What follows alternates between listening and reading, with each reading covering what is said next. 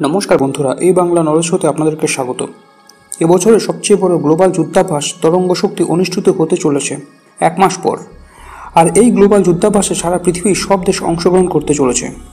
তবে এই যুদ্ধাভ্যাসে সারা পৃথিবীর ফোকাস আমেরিকা এবং ভারতের ওপর, কারণ এই দুটি দেশের মধ্যে এমন ঐতিহাসিক এগ্রিমেন্ট হতে চলেছে যা কয়েক বছর আগেও কেউ কোনোদিনও ভাবতেও পারত না।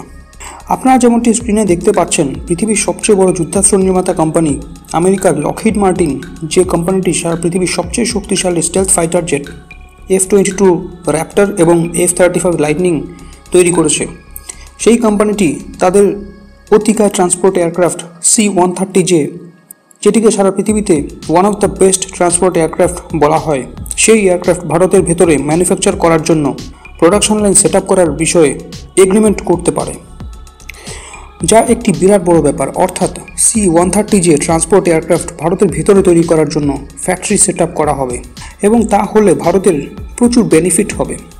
যেমন এই বিমানের ফ্যাক্টরি ভারতে সেট আপ করা হলে আমাদের দেশে বিপুল সংখ্যক কর্মসংস্থান তৈরি হবে এবং তাতে ভারত সরকার বিপুল পরিমাণ ট্যাক্স পাবে।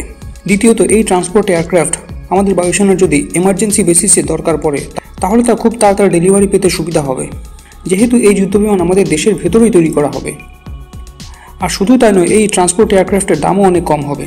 এছাড়াও বিপুল সংখ্যক সেনাবাহিনী বড় বড় যুদ্ধাস্ত্র, ট্যাঙ্কার, হাউইটজার এক জায়গা থেকে আরেক জায়গায় নিয়ে যেতে এবং মোতায়েন করার জন্য C-130J বিমান অত্যন্ত কার্যকরী।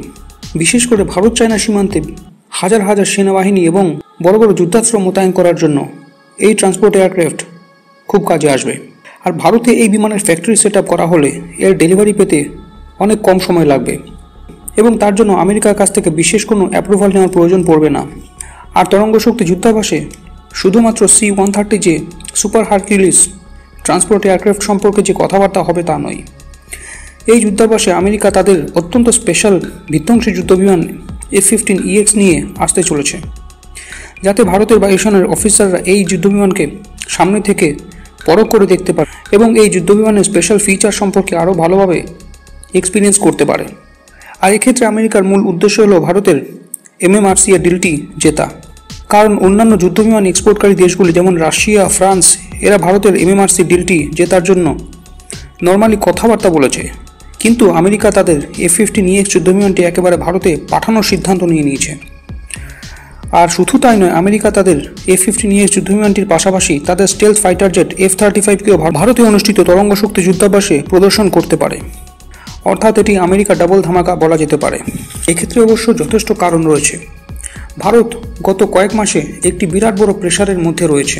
এর কারণ হলো, গত কয়েক মাস যাবৎ চীন তাদের স্টেলথ ফাইটার জেট J-20কে ভারত চায়না সীমান্তে মোতায়েন করেছে এবং সমানে তাদের এই স্টেলথ ফাইটার জেটকে ভারত চায়না সীমান্তে ওঠানামা করাচ্ছে ভারতকে চাপে রাখার জন্য। আর শুধু তাই নয়, চীন আরও যেটি ঘোষণা করেছে, তারা 1000টি স্টেলথ ফাইটার জেট তৈরি করে ভারত চায়না সীমান্তে মোতায়েন করবে। কিন্তু চীনের ওই স্টেলথ ফাইটার জেটকে কাউন্টার করার জন্য ভারতের কাছে একটিও স্টেলথ ফাইটার জেট নেই। সেই জন্য অল্প সংখ্যায় হলেও কোনো দেশের কাছ থেকে স্টেলথ যুদ্ধবিমান ভারতের কেনা উচিত, কারণ আমাদের স্বদেশী স্টেলথ ফাইটার জেট AMCA তৈরি হয়ে আমাদের বায়ুসেনাতে সামিল হতে আরও বেশ কয়েক বছর লেগে যাবে। আর আমেরিকা তা খুব ভালো করে জানে। সেই জন্য তারা তাদের F-35 যুদ্ধবিমান তরঙ্গ শক্তি যুদ্ধাভ্যাসে সামিল করতে পারে, যাতে এই স্পেশাল যুদ্ধবিমানের একটি বিরাট বড় মার্কেটিং হয়ে যায় এবং ভারতকে এই যুদ্ধবিমান বিক্রি করতে পারে। আর এ বিষয়ে নেক্সট কোনো আপডেট আসলে আমি আপনাদেরকে জানাবো। তো বন্ধুরা, এই বিষয়ে আপনাদের কি মতামত তা কমেন্ট করে জানান এবং ভিডিওটি ভালো লাগলে লাইক করে চ্যানেলটিকে সাবস্ক্রাইব করুন। ধন্যবাদ।